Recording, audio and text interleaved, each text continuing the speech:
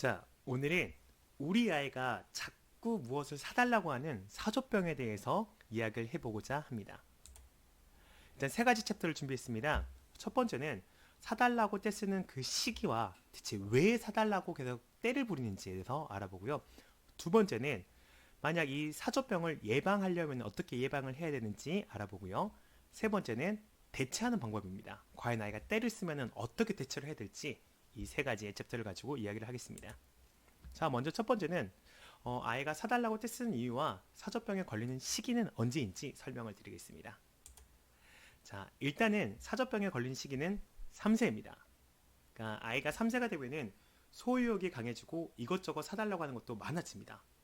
그리고 주변 사람들, 그러니까 지금 엄마라든지 아빠, 동생, 친구들에게 빼앗기는 것도 정말 싫어하는 시기가 오게 됩니다. 또한 이 시기 때는 조금 자기 중심적 성향이 좀 강해지고요. 아이들이 야, 이건 내가 가지고 싶으면 무조건 가질 수가 있다라는 생각을 하게 됩니다. 특히 이 시기 때는 상황에 따라서 자기 감정 표현을 조절하는 자기 조절력이 높지 않아요.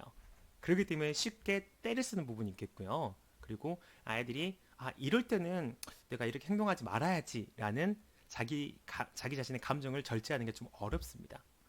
그리고 또한 우리가 아이들한테 지금 참게 하기 위해서 많이 쓰는 방법이 뭐 나중에 사줄게 이런 거 이야기를 많이 하는데, 이 나이 때는 사실 지금 내가 참았을 때 미래에 더 큰 성과를 받을 수 있겠지라고 하는 그런 만족 지원 능력도 크지 않아요. 그렇기 때문에 지금 아이한테 중요한 것은 나중에가 중요하지 않죠. 바로 지금이 중요하기 때문에 아이가 때를 쓰게 되는 부분이 있습니다.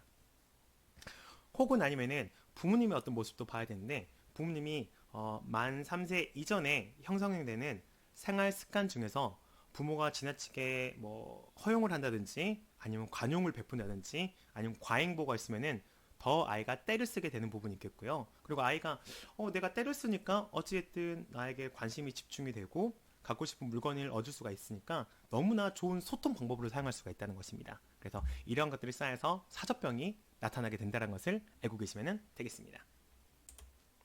자, 두 번째 같은 경우에는 사조병을 예방하는 방법 두세 가지를 제가 설명을 해 드리도록 하겠습니다. 자, 먼저 첫 번째는 아이야 마트를 가기 전에 약속을 해야 됩니다. 그냥 오늘 마트 가서 하나 사줄게 라는 막연한 말은 좀 하지 않는 게 좋습니다. 쇼핑을 갈 때 오늘은 엄마가 뭐뭐 사는지, 그리고 아이에게는 어떤 것을 사줄지 아니면 사주지 않을 것일지를 미리 예측해서 이야기를 해놔야 됩니다. 예를 들자면 뭐 최근에 너는 장난감을 샀으니까 오늘은 살 수가 없고 다음 달에 살 수가 있어 라는 이야기를 나누는 게 정말 중요하고요. 그리고 아이와 이런 약속을 했다고 하면은 꼭 이 약속을 지켜야지 아이가 이 약속은 꼭 지켜지기 때문에 내가 참아야 겠구나 라는 그런 생각을 할 수 있게 된다는 것이죠. 만약 이제 부모님이 쉽게 어기기 시작한다면은 약속은 이런 떼쓰기로 바뀔 수가 있구나라고 생각하기 때문에 한번 약속을 했으면 절대 아이가 떼를 쓰더라도 허락하지 않는 게 중요한 포인트입니다. 자, 두 번째 같은 경우에는 아이들이 좋아할 물건들이 있을 것을 피하세요.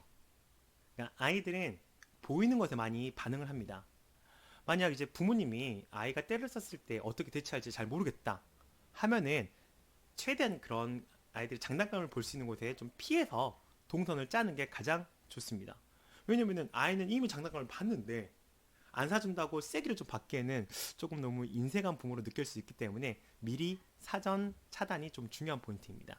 세 번째는 사는 물건 리스트를 만들어 보는 게 좋습니다. 오늘 함께 살 물건들을 미리 목록을 정리해 보는 거죠. 그러니까 예고 없이 마트에 간다면은 아이도 속으로는 나도 뭔가 하나 살 수 있지 않을까라는 막연한 마음을 가질 수가 있게 되겠죠. 자, 그래서 마트 가기 전에 미리 핸드폰을 가지고 오늘 뭐 살 건지 이렇게 보여주는 거 정말 좋습니다. 어머니께서 미리 살 것들을 캡처를 해가지고 이미지를 보여준 거죠. 아이한테 말로 하는 것도 괜찮아요. 이미지로 캡처를 해가지고 오늘 이거 사고 이거 사고 이거 사고 이거 살 거야 라고 하면은 아이가 오늘은 이거 사는 거를 확실하게 알게 되고요. 실제로 이제 마트에 가서도 자, 우리 이거 찾아볼까? 해가지고 그 사진을 가지고 그 물건이 어딘지 찾는 방법도 하는 것도 아이한테 매칭하는 놀이가 될 수 있다는 것이죠. 미리 이렇게 사기 전에 설명을 하고 리스트를 작성하게 되면서 왜 이 물건을 사야 되는지 설명해 주는 거 정말 좋습니다. 우리 집에 지금 샴푸가 떨어졌기 때문에 머리를 못 감아. 그렇기 때문에 오늘 샴푸를 살 거야.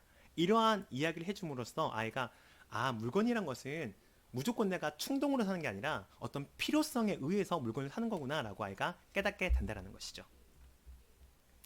이번에는 아이가 때를 쓸 때 대처하는 방법을 좀 설명을 좀 드리겠습니다. 중요한 포인트는요, 아이한테 절대 안 되는, 권유해서도 안 되고요, 또 아이한테 무섭게 해서도 안 되는 부분인 겁니다. 예를 들자면은 아이가 막 물건을 사고 싶어 할 때 어떤 엄마가 지금 이거 못 사주는데 나중에 사면 안 될까? 라고 하는 것은 아이한테 안 돼를 권유하는 거예요. 이런 거 안 되고요. 혹은 너무 무섭게 하는 거죠. 안 된다고 했지! 이런 것도 사실은 아이한테 너무나 큰 압박을 준다라는 것이죠. 단호하게 안 돼!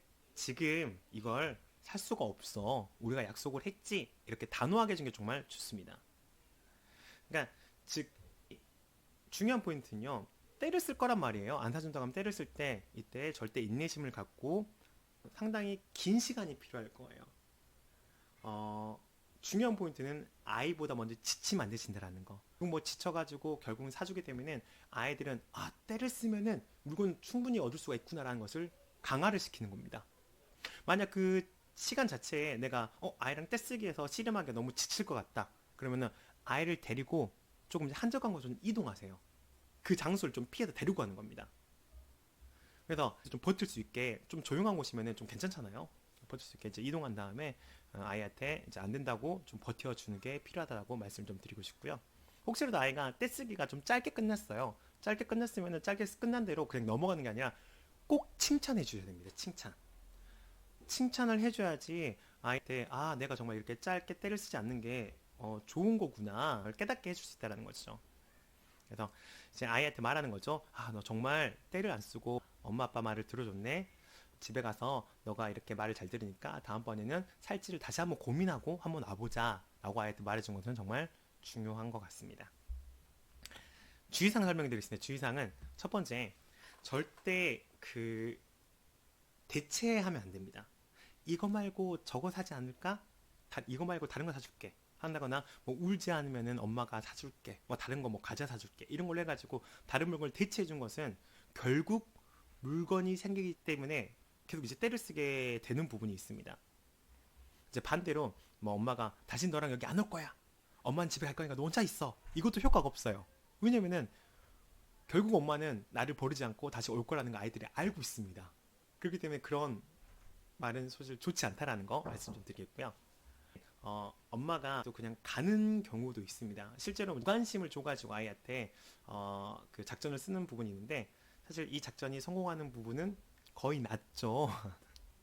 이제 엄마가 안 보인다면 더 엄마 들 것처럼 이렇게 크게 운다거나, 아니면 옆에 있는 물건을 막 들어서 던지거나 이런 경우가 있기 때문에 절대 자리를 피하는 것은 좋지 않다라는 거. 아이랑 같이 자리를 이동하는 게 좋다라고 설명을 좀 드리겠습니다.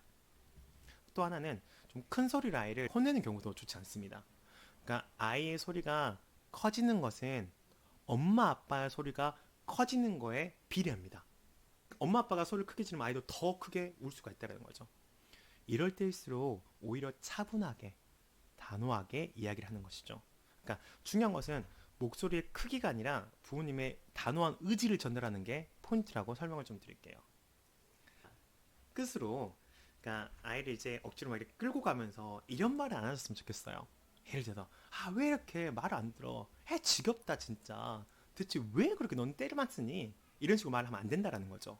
아이가 스스로 나는 문제하구나. 나는 그냥 단순하게 저 물건을 가지고 싶었는데 나는 문제를 일으킨 사람이구나라고 인식하기 때문에 그런 말은 하지 않는 게 더 좋다라고 설명을 좀 드리겠습니다. 자, 그래서 오늘은 이제 사조병에 대해서 왜 사조병이 일어나는지, 그리고 예방 방법, 대처하는 방법에 대해서 설명해 드렸습니다. 도움이 되셨으면 좋아요와 구독을 누르시면 감사하겠습니다.